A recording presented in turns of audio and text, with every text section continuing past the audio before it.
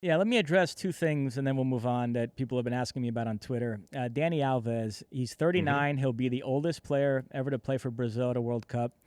The issue is Brazil is very weak at right back right now. So it was never a question of taking another right back over him. The question was whether you take Dani Alves or you only take one right back, Danilo, and use that spot somewhere else. And when you started thinking about where that other spot would go, it would go to either like a fifth center back or a 10th forward.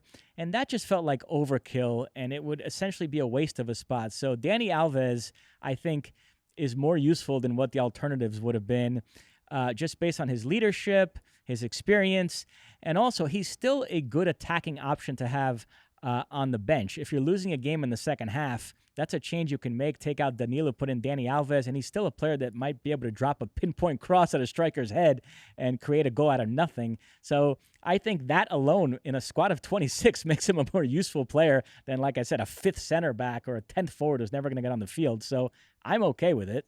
You have But something to look, say? notwithstanding his incredible pedigree when it comes to the national team, this is the ultimate test of form is fallacy, right? Because it has not gone well for him in Mexico right now. And so you're really basing this selection on what he once was and what you believe that he can reignite. Absolutely. Yeah, no, that's Okay. fair. And the Okay. other issue is Firmino not being on there. What happened there is Rodrigo is a very versatile player who could either have been out on the wing as a backup to Vinicius or more centrally as the backup to Neymar in that support striker slash number 10 role. So where Chichi slotted him in was going to dictate whether the last attacking spot was going to be a winger or more of a striker.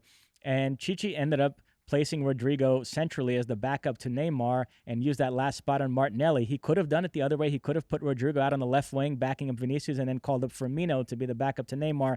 That was a tough one. I've wrestled with that one the last few weeks.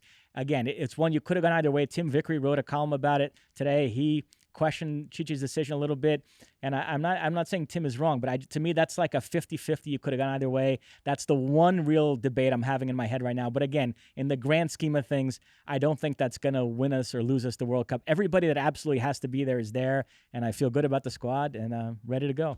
You like that clip? Well, my State of the Union podcast drops every week. Subscribe now on Apple Podcasts, Spotify, or wherever you get your podcasts.